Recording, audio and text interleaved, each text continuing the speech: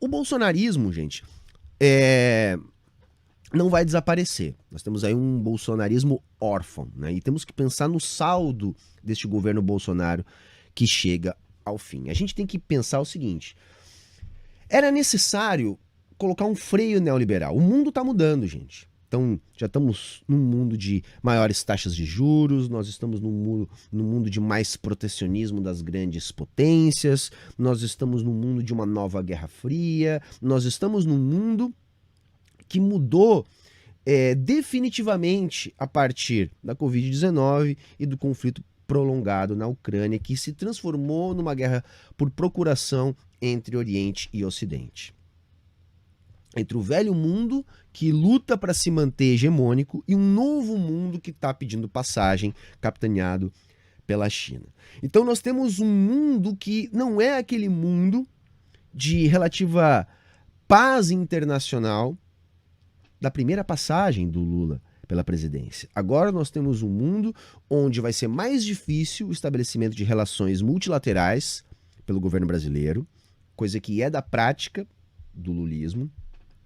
Um mundo onde o Brasil também vai ter que enfrentar um capitalismo em crise e que exige mais transferência estrutural da riqueza de países pobres como o Brasil para a centralidade, que está em crise, precisando enfrentar um Oriente pedindo passagem. O que eu estou querendo dizer? Para que o Lula consiga reverter esse quadro de terra arrasada, não vai ser nem um pouco fácil.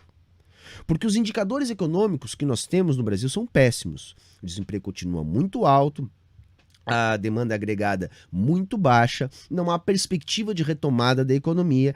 É necessário que o governo faça alguma coisa para dar uma acelerada na roda da economia, para que os empregos voltem a aparecer, para que a gente volte a ter melhores condições de trabalho e renda para a classe trabalhadora. Entretanto, para fazer isso, o Lula vai precisar de uma série de negociações com o Congresso, uma série de aprovações, onde ele vai ter que enfrentar o dito mercado. O mercado nervoso, um mercado chantagista. É muito provável que já amanhã nós tenhamos as reações do mercado em relação às falas do Lula, sobretudo em relação à derrubada do teto de gastos. Tá? Então vai haver chantagem, havendo essa chantagem, há pressão sobre o dólar, havendo pressão sobre o dólar, há pressão inflacionária, tudo isso é munição para os jornalões começarem com o seu terrorismo fiscal. Isso já vem acontecendo desde da eleição do Lula no segundo turno. Então todas aquelas pautas, até mesmo lá as agências de risco e coisas do tipo, voltaram a ser citadas. Então nós vamos ter que conviver com tudo isso. Como que o Lula vai conseguir avançar nas questões sociais, que dependem de um rearranjo da economia, resistindo à pressão do mercado para que as coisas fiquem como estão?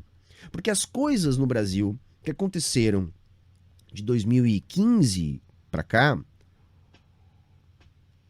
em grande parte aconteceram para que o Brasil produzisse um maior desemprego, derrubasse a renda do trabalhador, aumentasse o poder político da burguesia e mantivesse elevadíssima a transferência estrutural da riqueza brasileira para o resto do mundo.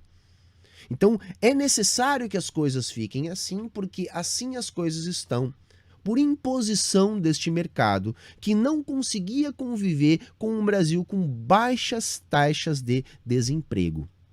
Como reverter isso num mundo que não surfa uma onda de bonança internacional, onde os países estão mais receosos, com barreiras mais erguidas, uma situação de guerra, uma situação de disputa imperialista?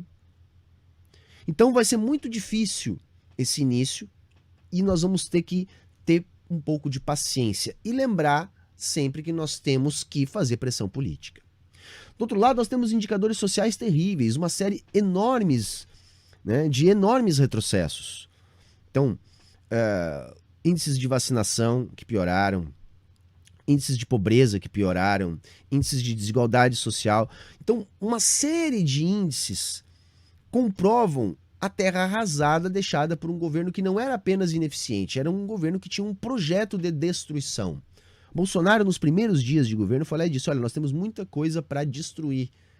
E foi isso que ele se dedicou a fazer durante esses 4 anos.